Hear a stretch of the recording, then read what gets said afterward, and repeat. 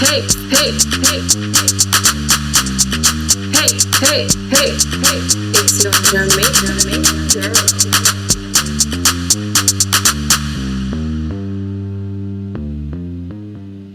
Hello, friends. Welcome back, or welcome to JGBW. Back again in the studio with the fave, as popularly requested by popular demand, Miss Chelsea Durant. Oh, God. And just another day, just another night. You know what I'm saying? Know what I'm saying? Living life, loving. So we're here to talk about being in a secure relationship because we both don't know what that's actually like. So we're new to this. We're new to this. So we have to talk about the challenges that we're facing currently. Trying to, be healing, learning, living, loving while in these relationships, right? So without further ado, let us dive right in. Boy, I'm not gonna tell you a lie. The fear of everything going right is a real thing. It's a real thing because self-sabotaging comes into play, imposter syndrome, all these different types of things. And I'm just like, what is life? What am I really do? Like, because I'm expecting disappointment. I'm expecting bullshit. And I'm expecting trauma from said relationship because that's all I'm used to. So, yeah. The boy I tried me, though. The boy I tried with me. Yeah. The fear of abandonment and, as I said, self-sabotage. So not being used to, well, first really like long-term relationship. And I've known the person for about 5 years now, but we never really started, quote unquote, dating or, looking at each other way until 2021, like right after the pandemic, basically. And to cut a long story short, things have been different now that we're into something more secure, more intentional about being in a relationship. It different for me. There were a couple times where, we thought that we wanted to be in a relationship and we both weren't there. We weren't at that level yet, and we were forcing it to happen prematurely. So a lot of times we'd be like, okay, we're together today, and then 2 weeks later, we're not really together, and then another month later, oh yeah, we're together again, and another week later, yeah, we're not really together.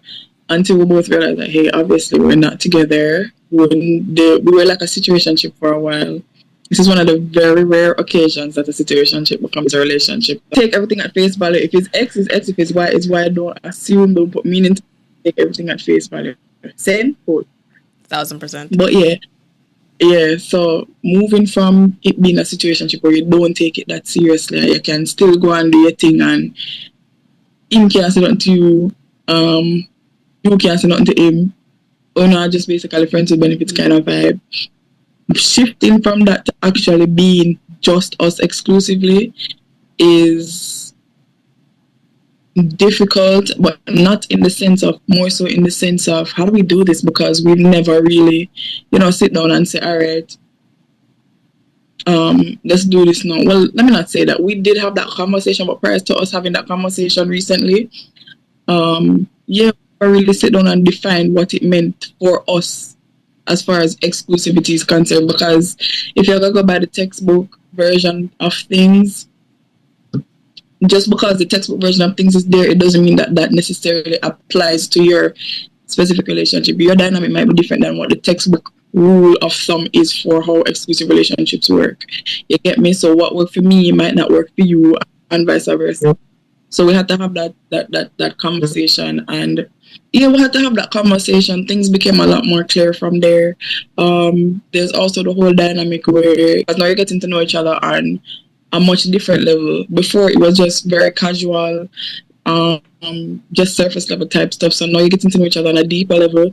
You're starting to find things that you love about the person, things that annoy you about the person, things that remind you why you love and appreciate them so much. You get me? So trying to navigate through that and prioritizing having a healthy relationship in a time where toxicity is idolized is not easy, bro. Exhausting. And a lot of, well, I can speak for myself and my family. The women in my family are very alpha, so somewhat raised like that. So to be in a dynamic now in a secure relationship where you have to be submissive and what have you is very different. And I'm not gonna say difficult to adjust to, but it poses a challenge that I'm open to. And it doesn't make me any less of a woman. I don't mind being submissive to a man as long as, he's leading in a way where I say it makes sense for me to follow. And I do see that. Otherwise, we wouldn't have what we have right now. But, there's still a lot of things to navigate through. We're still two different persons, two different personalities.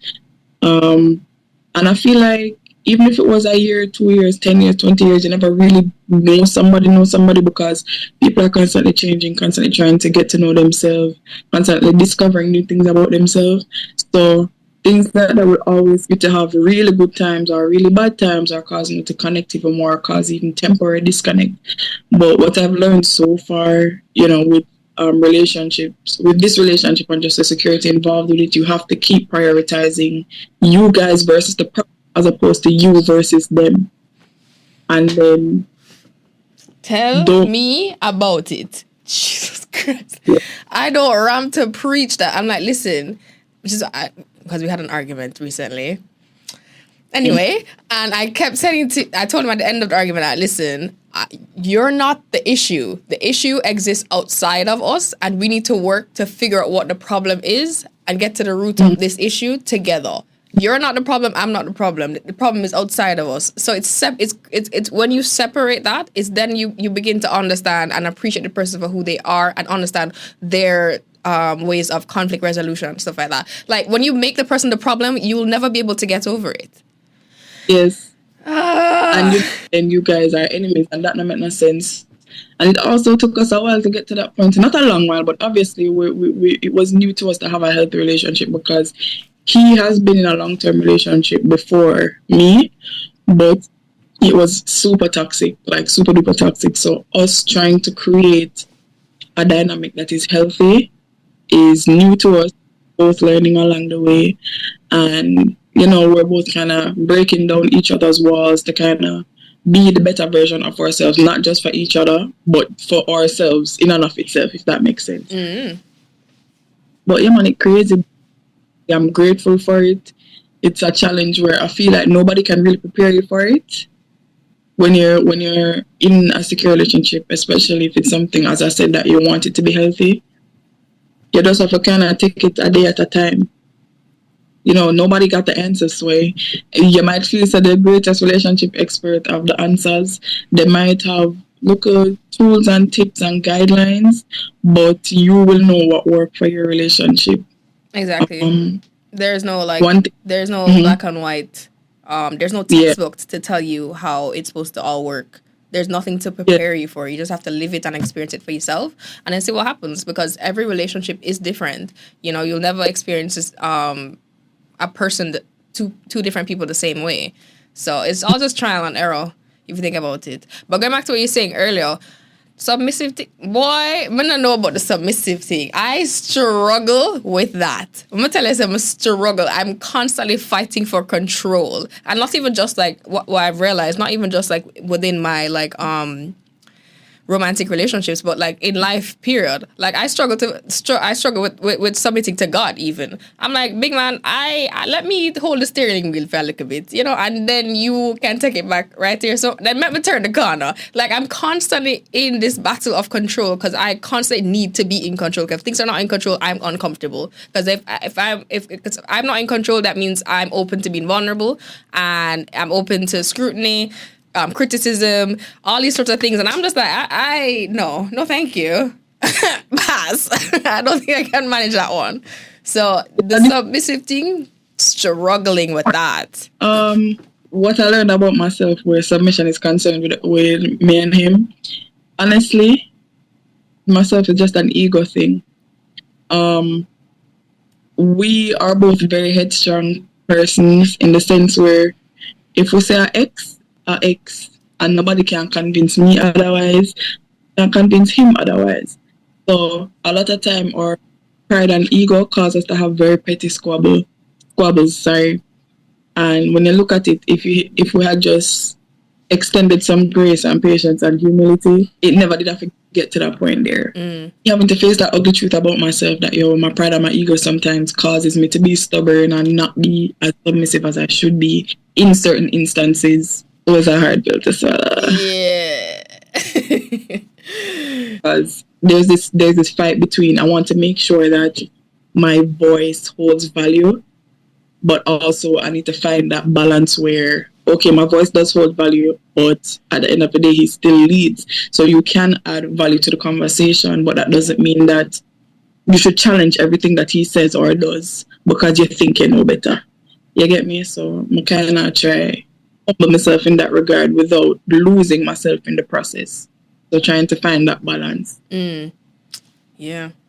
I mean, that makes sense. I definitely try. Like, we have conversations and he's just like, you're leading again or you're doing it again. Like, let me lead you. Trust me a little bit. For me, it has to do with trust.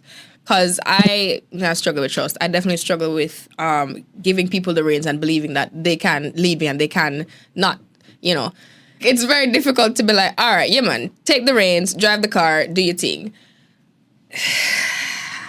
To let go scares me. It fucking scares me because I really, really struggle with trust. Because mind you, I grew up in a home where my mother tell me, oh, never trust anybody. Plain as day. And she said that repeatedly growing up. Don't ever trust anybody completely. What am I supposed to do with that? If my own mother is telling me X, Y, and Z, who is me to say A, B, and C? I'm going to believe I'm going to take everything she said for Bible because she's my mother, right? So the trust thing, struggle.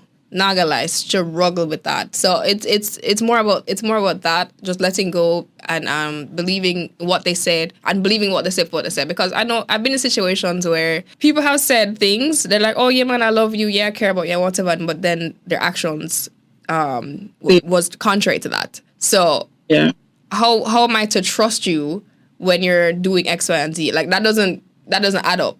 So then I'm now in this new situation where they want me to trust them, but I'm just like, can I actually trust you? Are you actually going to follow through on your actions? Are you going to follow through on everything that you said you're going to do?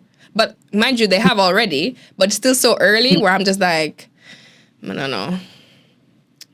Yeah.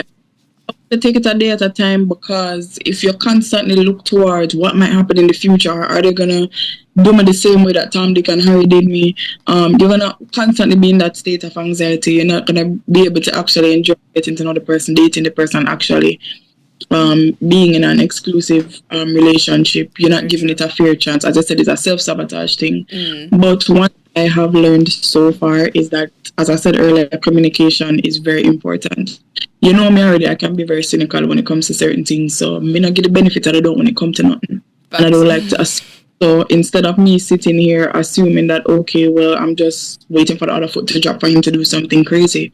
If it was something that caused me to think that way, I'm going to ask, hey, say something really about me. You did something the other day or you said something the other day and I don't want to put meaning to it myself. So I'm coming to you for clarity. Did you mean this or did you mean that? And then whatever he says after that, further explain to myself and say, okay, the reason why I needed to know that is because this person did that to me in the past and it triggered that memory for me. And I was wondering if it's the same pattern repeating itself kind of vibe. No, you can't predict whether somebody is being 100% themselves in terms of them can tell you what you want to hear and they can tell you the truth. Now, if they're telling you what they want to hear, unfortunately, what's done in the dark comes to the light eventually.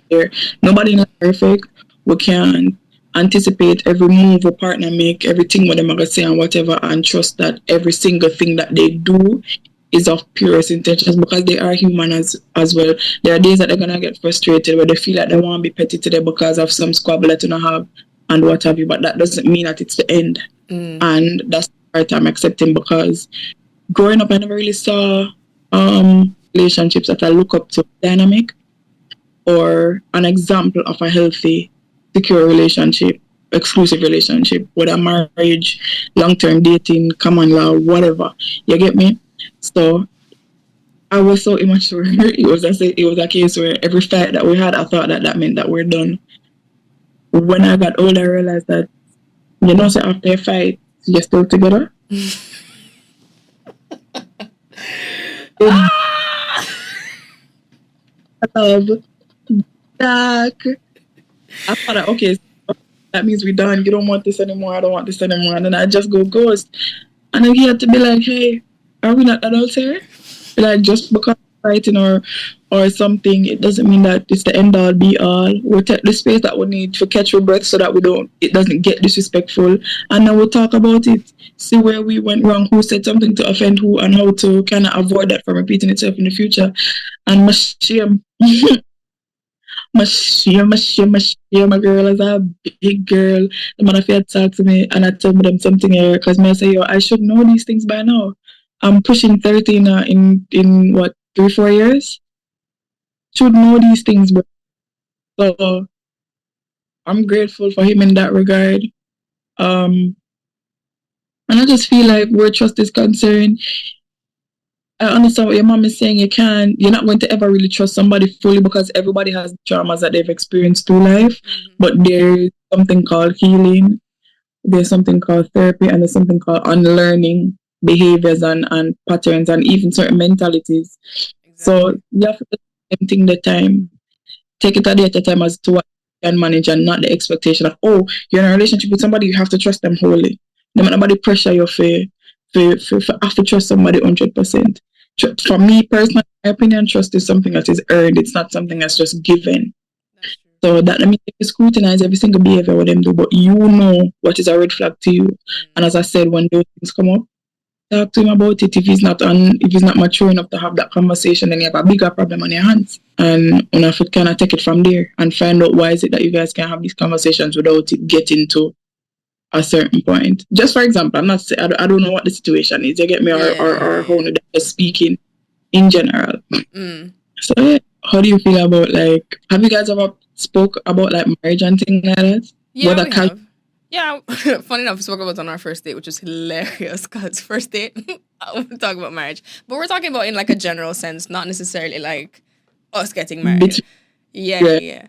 And basically what we were saying was that,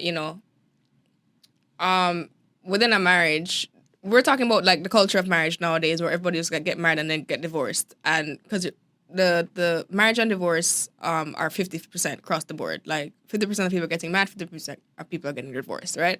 And I'm like, I'm not trying to get married to get divorced. I'm not trying to be in a relationship for us to like fight and cuss and go on bad and then it just done. I'm not trying to do that, right? Like if we have an argument, okay, cool, have an argument, but at the end of the day, we're figuring this out.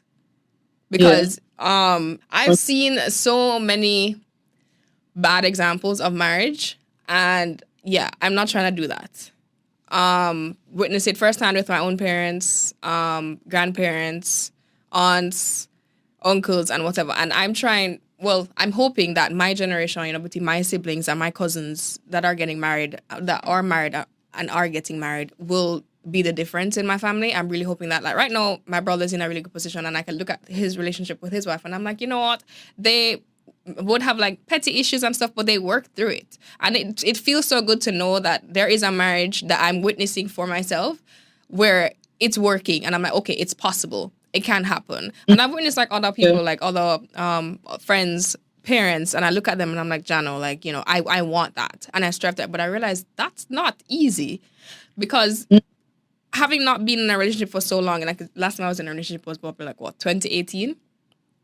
So it's definitely been a minute. So I'm now learning that, there's another person here. I need to take this person's feeling into consideration. I need to give them my time, my energy, my effort, have a conversation, communicate with them, which is probably my biggest issue, is communicating what I'm feeling, because I'm not always able to put what I'm feeling into words. And I think that's one of like our biggest issues, is that I would be feeling some type of way about something and he's like, walk on, and I can't tell him. Like, I don't know. I'm just feeling it and I can't explain it. So I need a minute to like process it. But he's the type of person that he wants me to like talk and, argue with him and the back and forth. But I'm just like, nah, I don't want to back and forth. I don't want to fight. I've seen people arguing my entire life. I'm not interested in that, right? But at the same time, I do need to say, hey, this is what's going on with me.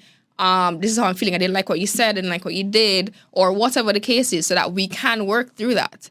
So Mm-hmm. that is my biggest thing right now as it relates to And now that you're mentioning it, I'm wondering if it's a man thing, because men are typically the ones that feel the need to always find the solution to the problem. They're very solution oriented. So they want that problem identified quickly so that they can solve it quickly so that they can get rid of the problem. Problem two, in the early part of the relationship, which we found a solution for it, and I explained it to him, say, hey, the exact same thing with you. A lot of times I'm feeling what I'm feeling, I don't know what I'm feeling as yet, and I need a minute to kind of process what it is that I'm feeling so that I explain to you, so that we don't have the same kind of interaction where I'm constantly feeling that way. And not in the sense where, oh, I'm putting all that burden on you. You make me feel this way, you have to fix it. Sometimes, as I said earlier, there's a lot of unhealed trauma within ourselves that triggers us to behave a certain type of way or react a certain type of way, whether it's from, well, regardless of whether or not the trigger came from our partner, the trigger is as a result of the unhealed. That makes sense, right? mm, Yes, he needs to fix that behavior that caused the trigger to that he needs. Oh my God, he needs to fix that behavior that triggers you, but also by you're triggered by that behavior. So once you are work on that part, then him a work on that part there, and you are helping for work on it, and him a help you for work on it. You got a dream team, baby, and it's not easy. It's easy done on some days. You don't feel like doing the work, bro. Being in a healthy relationship, especially if you're working towards marriage, at the end of the day, it's a lot of work. You can't just get up one day and just say, yo, I can't bother with this thing, you know. Like I said, the day you do that, you're on a slippery slope downhill. yeah. And as much as people don't believe it, man more emotional than woman, them take things to heart more than we. So the minute you decide that you want to give up on them, or you want to give up on this, or you're even entertaining the thought, are you crazy? Actual factual. Yeah, so it's a lot of work. Yeah, it really is. It really is. And honestly, I wasn't even. I thought I was prepared for it. I was like, yeah, man. Like, I remember I had a whole prayer, right? I said, God, Yeah.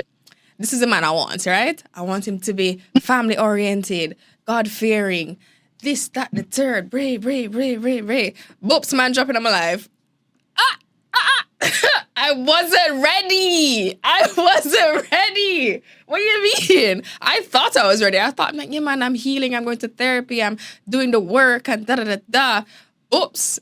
Now my face. Yeah, I'm never ready. I'm never expect all of this. Like, what you mean? I wasn't mentally prepared. And sometimes I feel like, oh my God, I can't be bothered. And I want to back out and and I'm like, but no, I can't do that. Yes. I prayed for it. And God would never give me something that I couldn't manage or that I couldn't deal with. You know, He never gives you more that you can bear. So yeah, I feel like we could get through it. I just need to stop, get in the way of myself. Like, I need to stop getting in my own way and just allow things to be, you know, and just trust the process, because it's not that we don't have things that we don't like about each other. For sure we do, and definitely things that we still need to work on because we're not perfect. But I definitely think it's something that we could do together and we could work it out. We just need to be a little bit more patient with each other, give each other a little bit more grace.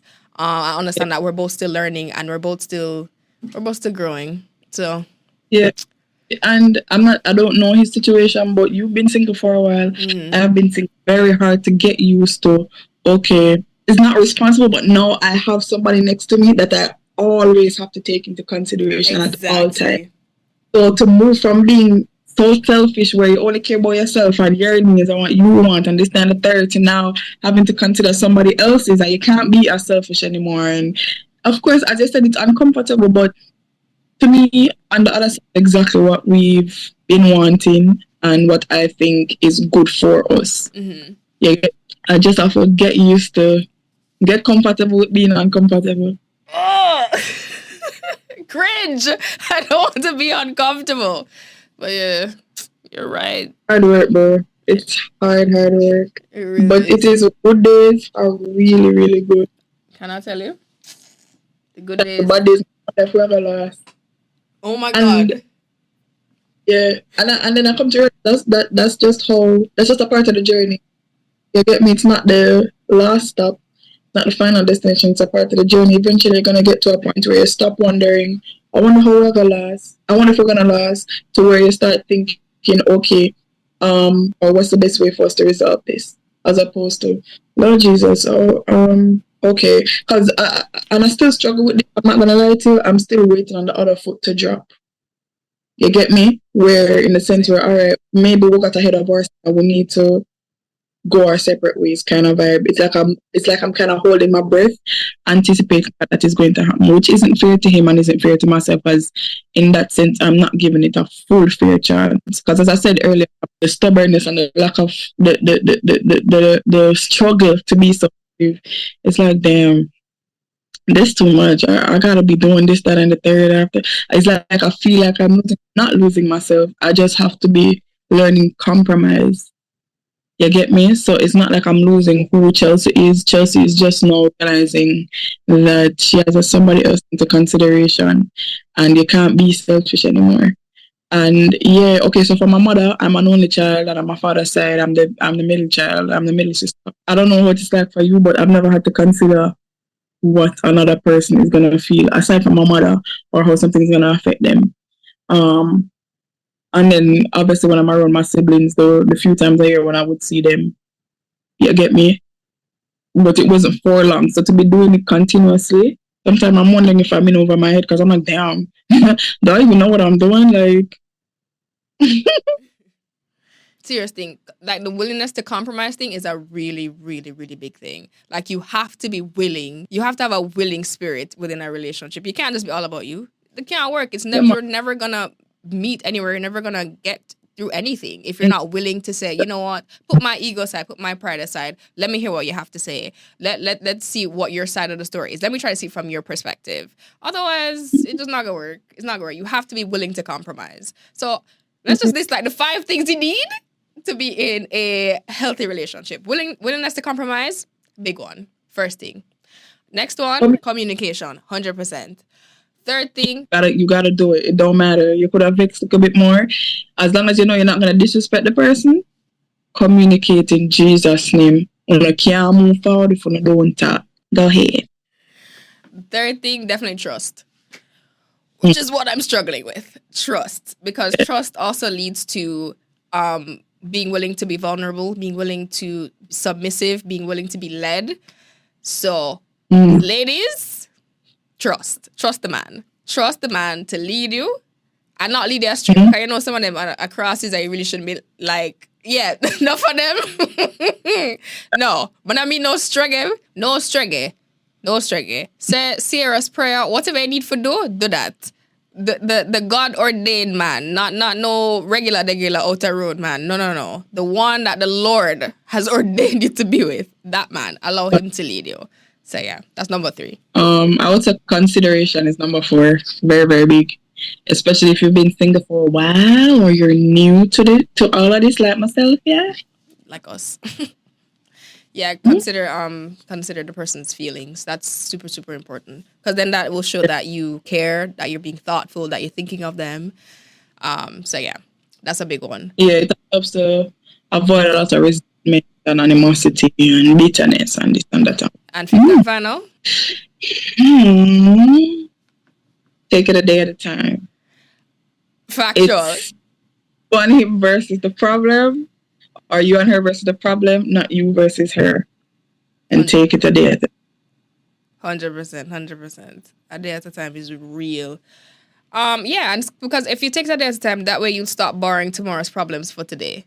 Because people have a tendency to do that. Homeboy has a tendency to do that. I'm like, big man, stop borrowing tomorrow's problems. Like, let's leave that for tomorrow. Let's just figure out today. He's like, oh, I'm worried about how you're going to react in the future. Leave tomorrow alone. Let us figure out today, please. This is how I'm reacting now. Let's figure out what's going on now. Let's figure out the problem now. So that way, the future problem, we'll know how to deal with it. That we can use this as a precedent to know how to deal with it then.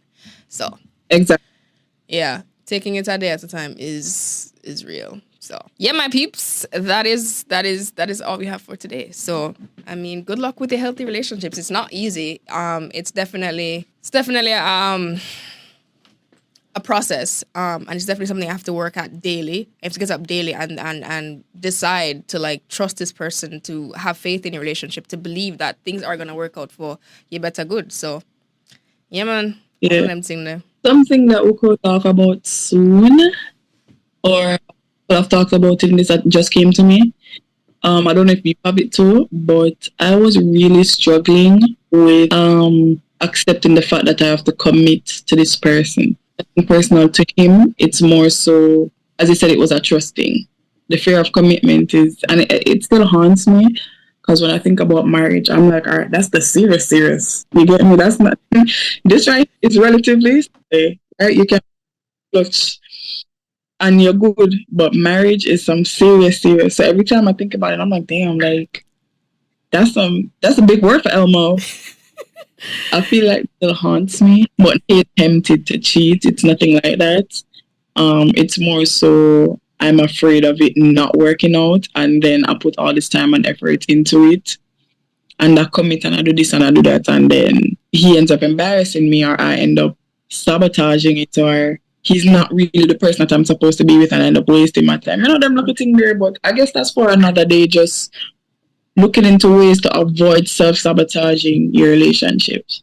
Yeah, serious thing. I have the same problem, fear of commitment, and it's again nothing to do with cheating or anything like that. It's more so, is this going to work, or am I just wasting my time? Because Right. that's always been my biggest thing, like with previous relationships. Like every time it's ended, I'm like, this is such a waste of my time, and I get so angry with myself because I'm just like, I could have been doing anything else. So it always angers me when I think about stuff like that, because I'm just like, I don't want to waste my time. I don't want to waste their time, and I don't want to get hurt again. I don't want to go through all that bullshit. I don't want to self-sabotage. So that is definitely something I struggle with as well, when I'm like, Jano, like, can I actually do this? Because marriage, a serious thing, and I want it. I do. But at the same time, I'm terrified. Me too. I'm actually terrified. Like, I it has to work. There is no other way. Till death do us part, bro. Literally. Till death do us part. Yeah. So, And that's ain't no separation. exactly. Yeah. No divorce, no separation, none of that. Like, this is for real.